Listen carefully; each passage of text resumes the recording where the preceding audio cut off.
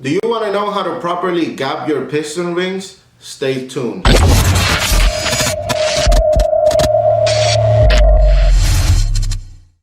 Hey, how are you guys? Welcome back to the channel and welcome back to episode number 9 of building a Honda D16 engine for about 650 wheel horsepower. Today episodes we're going to learn how to properly size or how to properly gap your piston rings depending on your application. But first, let's have a word from our sponsors. Located in Arlington, Texas, Alamo Autosport specializes in performance parts and dyno tuning for many makes of import vehicles. Whether you need a new standalone ECU, high-performance bolt-ons, or a one-off custom fabricated part from their CNC machine shop, they got you covered. Their address is 1218 Colorado Lane, Suite C3 in Arlington, Texas. Phone number 817-860-4300. Call them up, they'll make your vehicle faster than what you expected. Civic EE and EF of Texas sell parts, post photos, get help. Go join their Facebook club. Okay, so first let's talk about what we need to make this process happen. Of course, you're gonna need your set of piston rings. You're gonna have 4 different sets. And something that I always do is I work one cylinder at a time with exactly the same piston that I'm gonna be using on that cylinder. All of the cylinders should be the same, but I always like to gap specially for that cylinder. So you're gonna need your ring set for that cylinder. You're gonna need the piston you're gonna be using on that cylinder. You're gonna need your ring tool. You're gonna need your feeler gauge, gloves, of course, eye protection, a lot of WD-40, and either a piston ring gap tool, or in my case, I just use a bench grinder. Okay, so now on to the first step. Okay, so for the first step, what we're gonna do is, what we're gonna need is the top and the bottom piston ring. Okay, you're not gonna do nothing with the oil rings. Okay, those stay the same way. Those stay how they came, and I'll show you how to put them afterwards. Okay, so what you're gonna do is you're gonna measure what size were they gapped from the factory, or what kind of measurement you have. Remember, we're gonna try to do 19 and 21 for this particular build. So the first thing you're gonna do is you're gonna take the top one. Okay, a lot of people for this process, they'll use engine oil. I usually use a lot of WD-40, and what you want to do is you're going to put as much WD-40 as you can on the cylinder. Remember, this is the set that I'm going to install in this cylinder. So I'm going to, after I gap them, I'm going to put them in a Ziploc bag and mark it with the number of the cylinder that they go. That way I have 4 unique sets. So you're going to put as much WD-40 as you can on the cylinder. And after that, you're gonna put as much WD-40 as you can on the ring. Reason we do this is because you don't want a chance scratching your cylinder wall. That's the worst thing you could do. So after that, just insert it into your cylinder wall. Then use the piston that you're gonna put on that particular cylinder and push the ring as much as you can on the inside of the cylinder. Why we do this? We do it because we want the ring to actually be centralized in the cylinder. And after that, just take your feeler gauge and measure the gap that you have on the piston ring. So this one we want it to be at 0.019, which is about the measurement, and I'll show you how I came up with these measurements. Okay.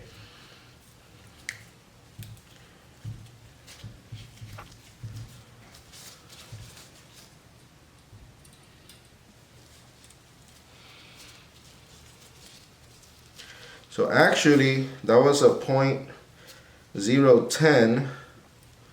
And it was just tight enough. We're going to do 0.011. Yeah, so 0.011 is what this one measured from the factory. And this one we want it to be at 0.19. So we know exactly what we need to do. So 0.011. Then we're going to do the same with the second ring or the bottom ring.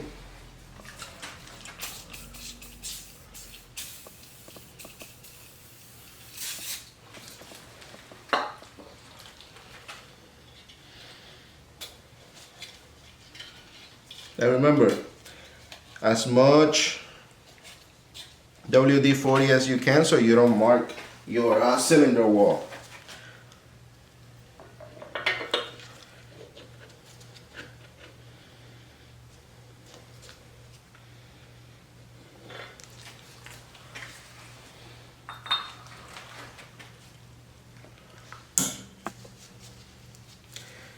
So 0.011 was the first one. We're thinking from the factory this will be like a 0.012, but you know, you never know.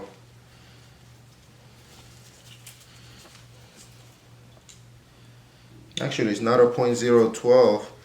This should be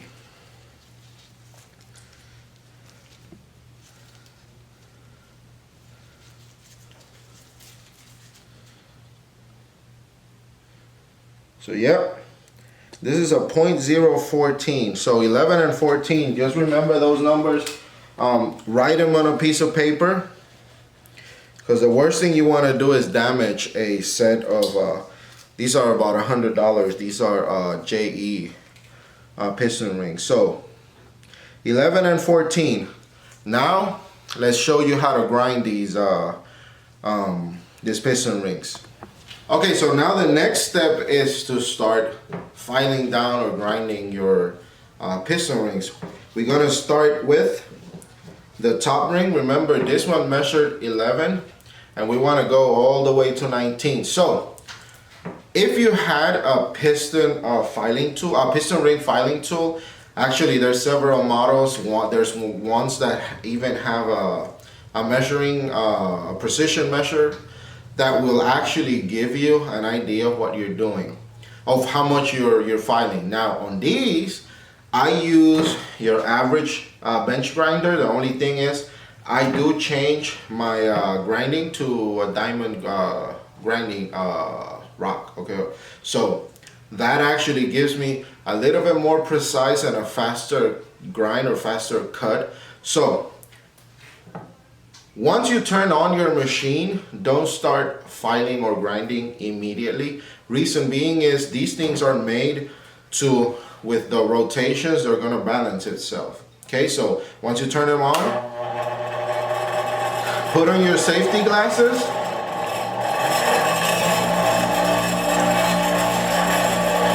And once the machine is, you feel like it's not shaking anymore, vibrating anymore, you start filing, and you start one side at a time, a little bit at a time. You want to get it as straight as possible.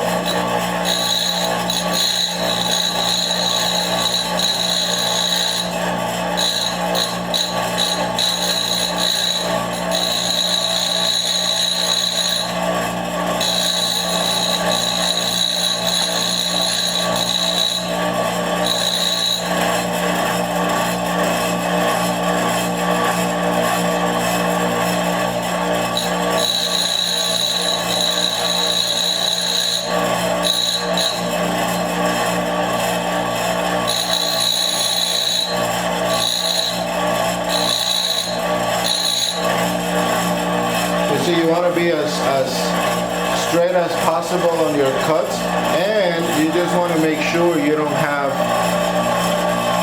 any edges or anything on them, because that will destroy your cylinder wall immediately.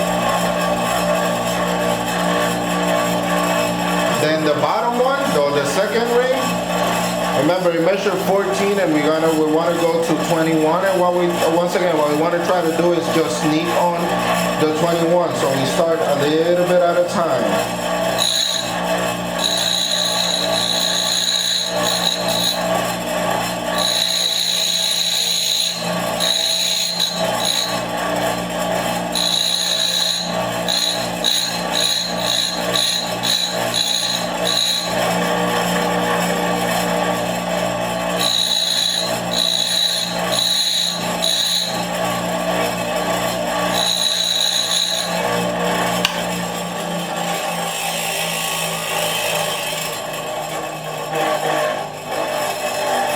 You do want to be very careful with your second ring. They tend to break, okay, and they also tend to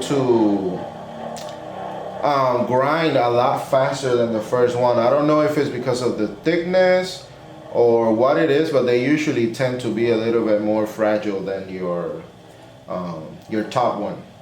So now that we filed, remember we're looking for 21 and 19. Hopefully we got it close enough. If not, we'll need to do this over and over and over again till we get it right. And remember, I cannot stress this enough. A little bit at a time. The worst thing you want to do is overfile $100 set of rings. Okay, so after the first round of filing or grinding, we're just gonna go ahead and remeasure, and we want to do this, I can't stress this enough, we want to do this as safe and as many times as we need to.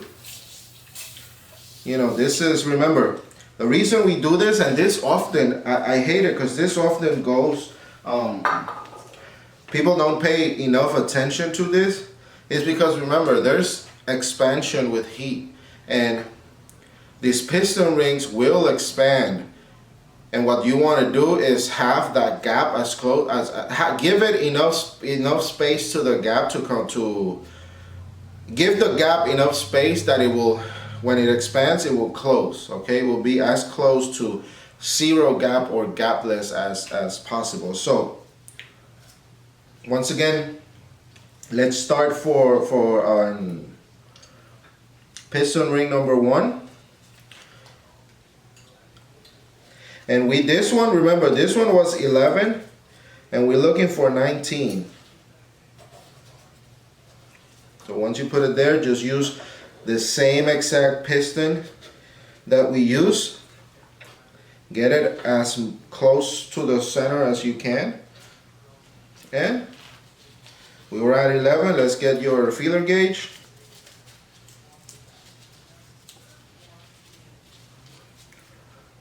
We were at 0.011.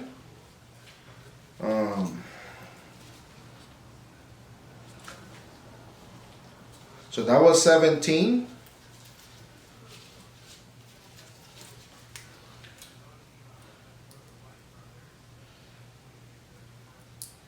So 18 is a little bit tight. At this point, 18, we want to go to 19. So all I'm going to do with this one is actually touch it once with the grinder, and then make sure I don't have any pointy areas, any debris, any loose metal there, and I should be at 19. So remember, now we're at 18 on the first one, on the top one. And this one was a 14. We want to be at 21. And if you notice, I did work harder on the top one. And it's like I said, I don't know, it's always, at least for me, it's always been like that. I don't know why, but it tends to, the second, it tends to file a lot faster, which is, you know, there's something to be to know, because you might over file them.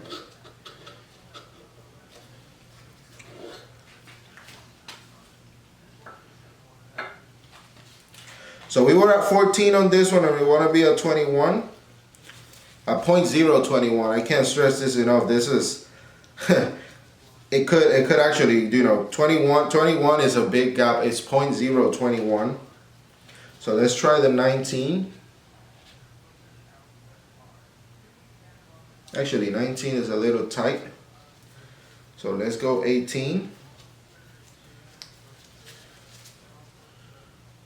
Yep, 18 it is. So we went from 14 to 18 on this one. We need to work a little bit more on this one, and the top one, we just need to touch it once, and we should be at the 19. So 18, and this one we need to touch a little bit. Okay, so we're back again. on the grinder. Top one,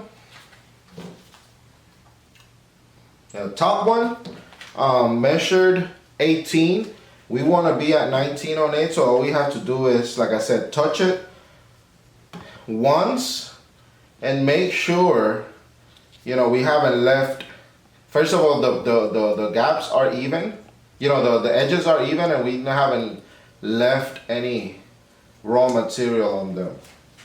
Remember, turn it on and wait till it's actually at full rotation.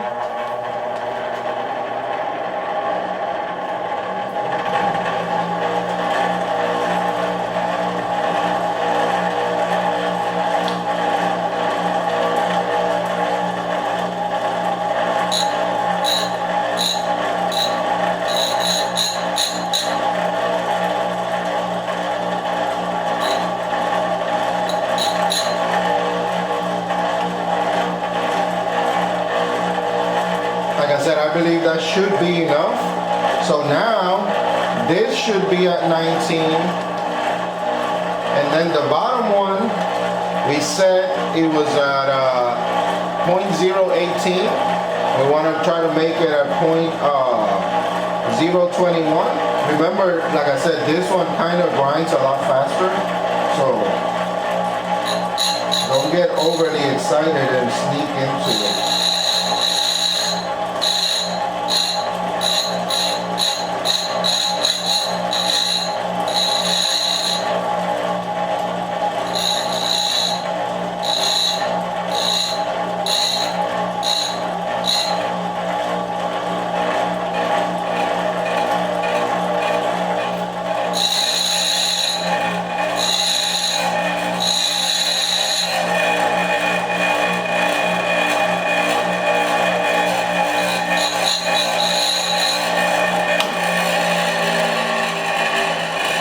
I do think this should actually make it.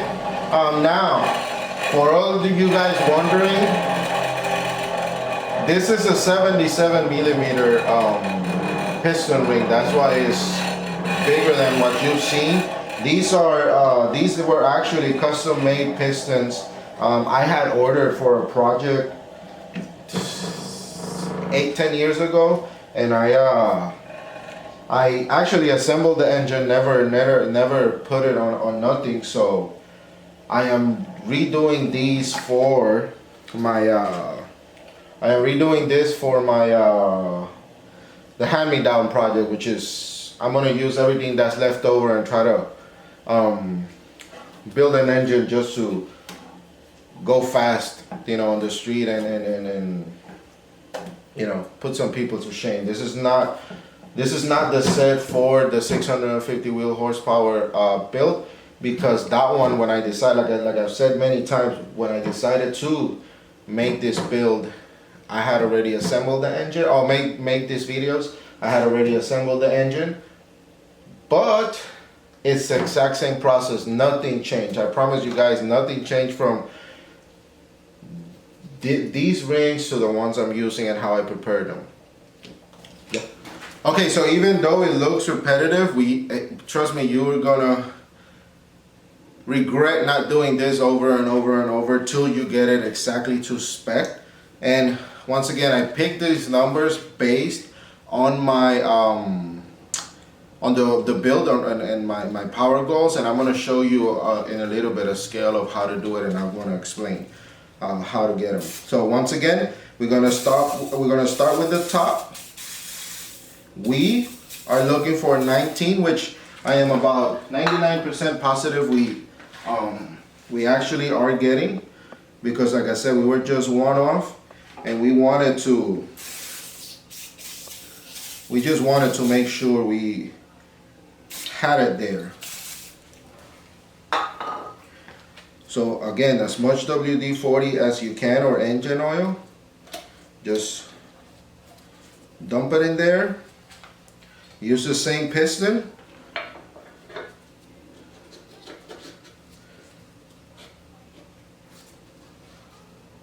Take it out and measure.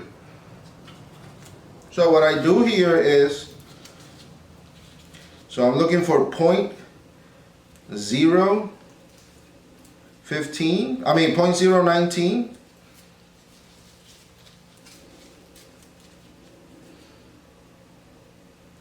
And that fits perfectly, but just for as a guide, I'll go to 0.020 and make sure I didn't overfile.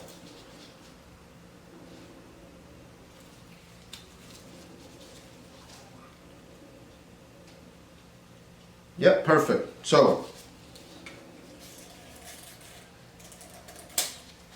this one is done. This is going to be your top. And then on the bottom, we have hit 0.018, and we want it to be a 21.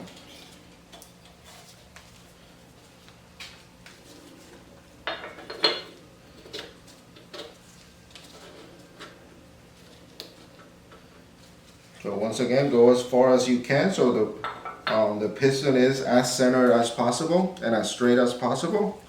We were at 18. So I want to do 0.021.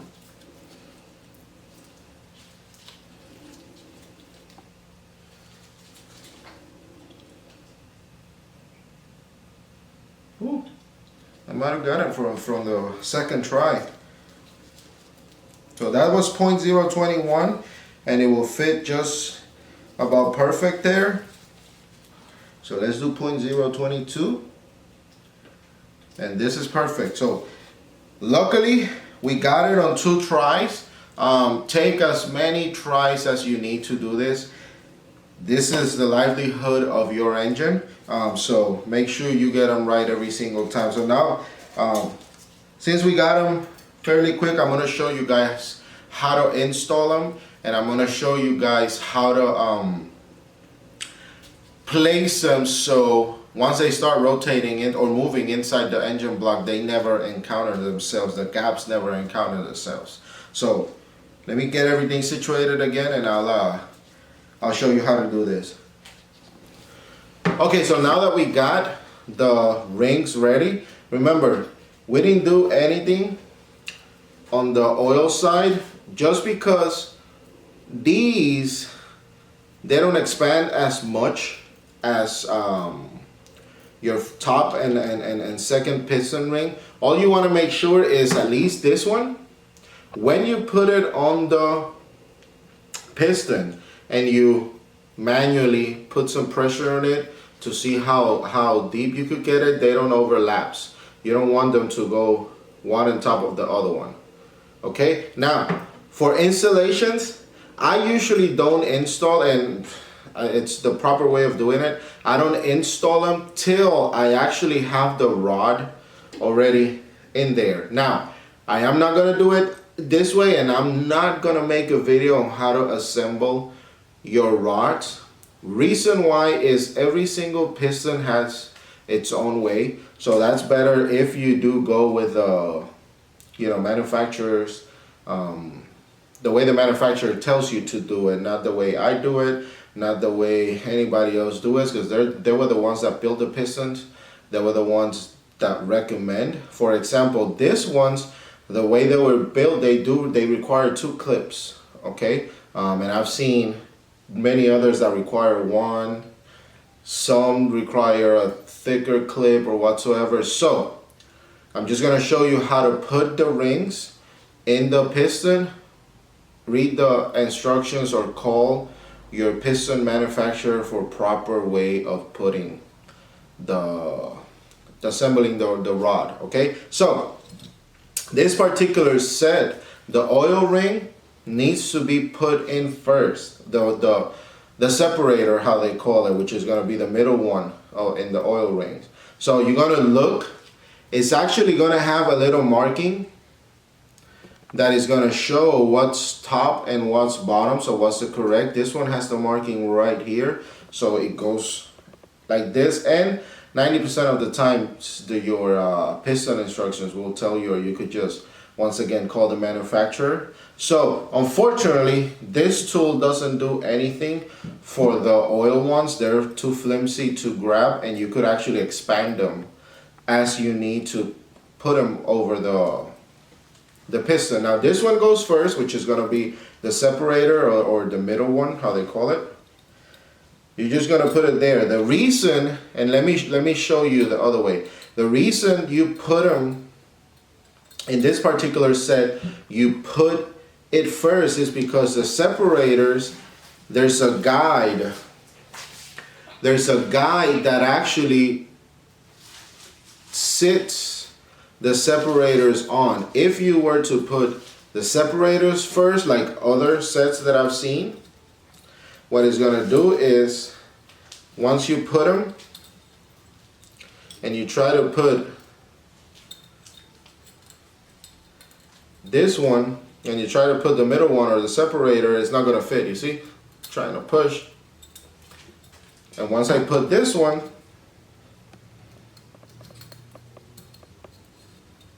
it's not gonna allow it to seat properly.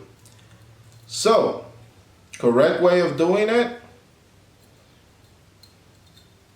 is in the exact form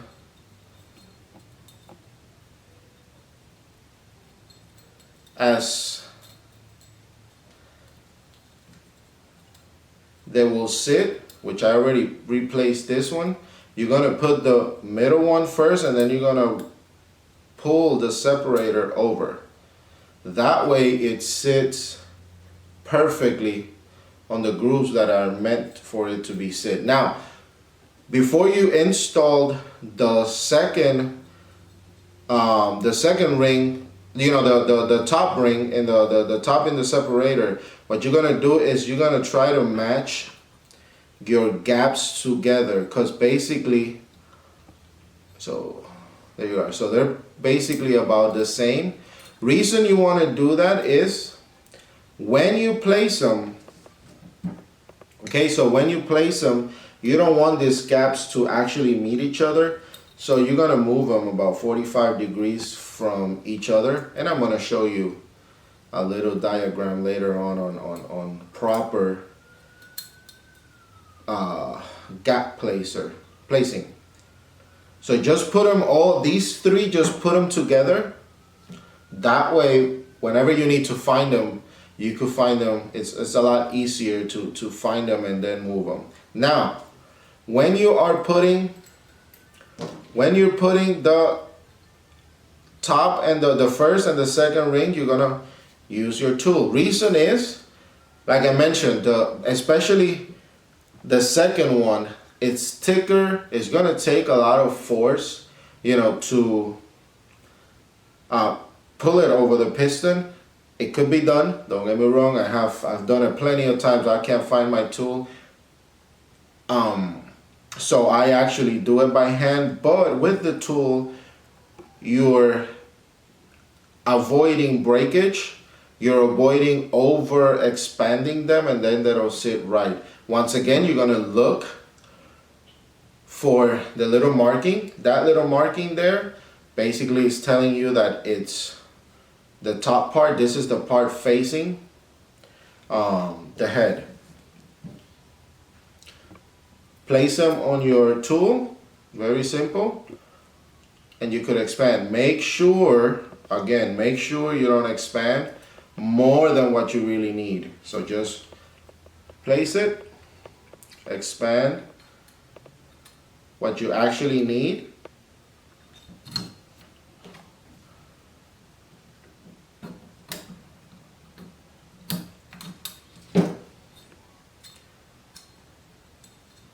There you go, perfect.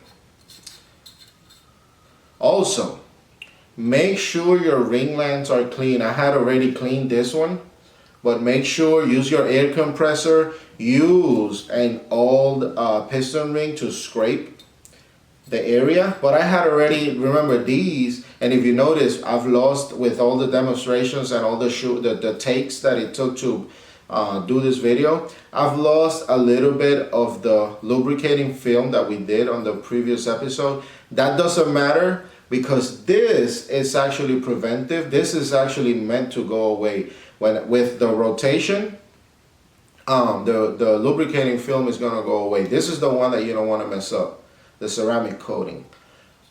So once you put your second ring, you're gonna do the top one. Place it again on your tool. Put it. I usually try to do it this way better. It takes less force and less forcing the ring. There you go. So now this is a properly placed set of rings. Now let me show you a little diagram of how to actually place the gaps, because remember, and this is the reasoning behind it, while the piston is going up and down or in its stroke, the vibration and the force and all that are going to make the piston rings, they're going to rotate inside the cylinder. So you don't want these gaps to never encounter each other, because what's going to happen if they encounter each other, you're going to have two big gaps and you're going to lose compression. So let me show you exactly how to do this. Okay, so ring positioning is very simple. Basically what you're going to do is you're going to divide your piston in four equal parts. Basically, you're going to take where your truss washer goes, or where your journal goes. You're going to use that as a vertical point, and then you're going to throw a line across it, making 445-degree areas.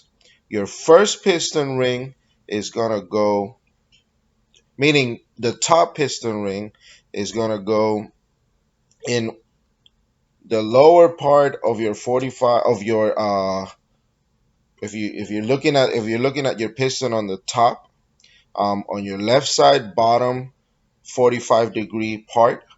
Then your second piston ring is going to go on that top part. Okay, if you look at the diagram, it's telling you exactly where to put them. Now the tricky part is going to be your oil gaps. Okay, your oil rings are going to be positioned about 15 degrees within each other. Once again, look at the piston from the top part. Look at your journal, where your truss washer goes. Right side lower part.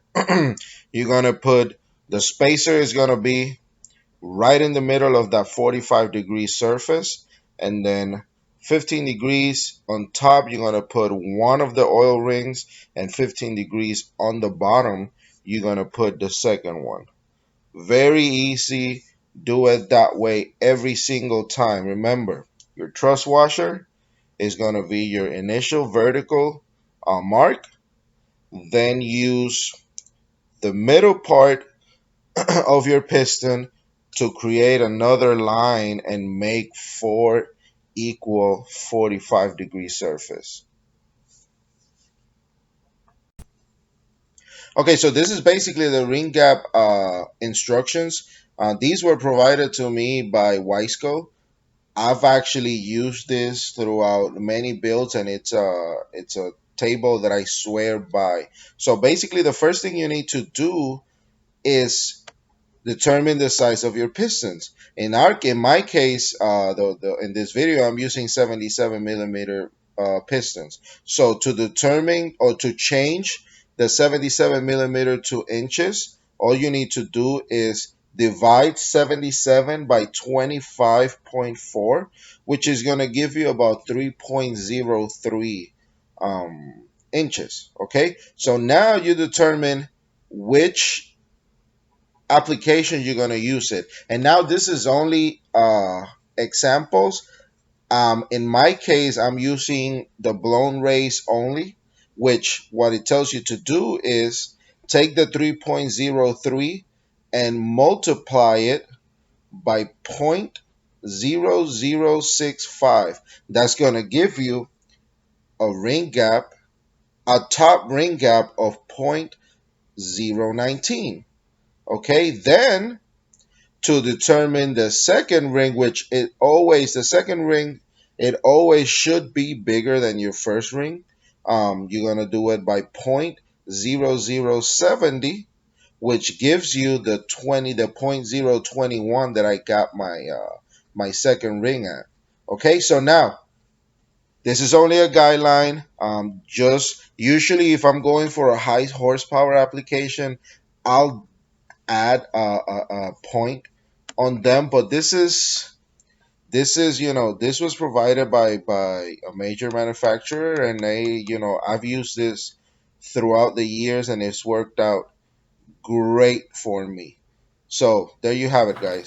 Okay, guys, so now that you know how to do ceramic coating, you know how to do the lubricating film, you know how to sandblast your piston, protect it, bake it, gap your rings, install them correctly, and actually place them the proper way that you need so those gaps don't meet. Sorry.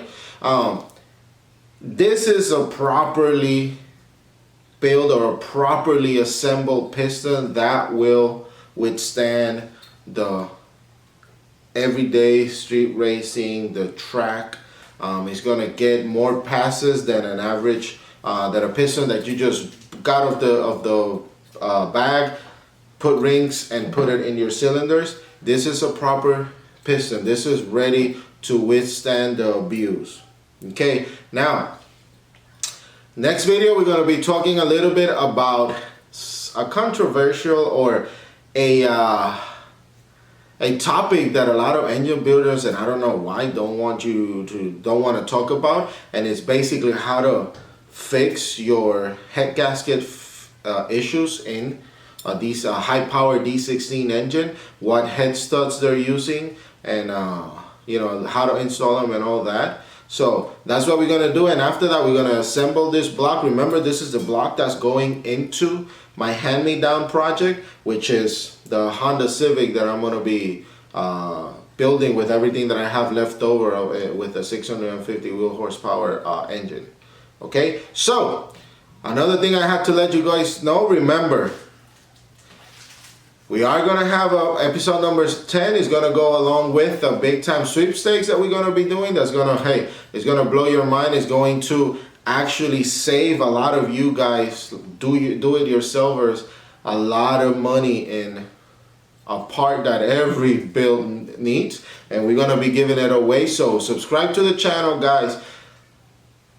It's Man Media TV in YouTube, Man Media TV in Instagram, and Man Media TV in Facebook. Subscribe to the channel. It's gonna be great, and we're gonna be doing a lot more builds, a lot more stuff, and teaching you step by step. I know it's a little repetitive, it's a little tedious, but if you follow this build step by step, you're gonna be able to build a D-Series engine, a high-powered D-Series engine, just how am I doing it in your garage at your home. Thank you guys, and on to the next one.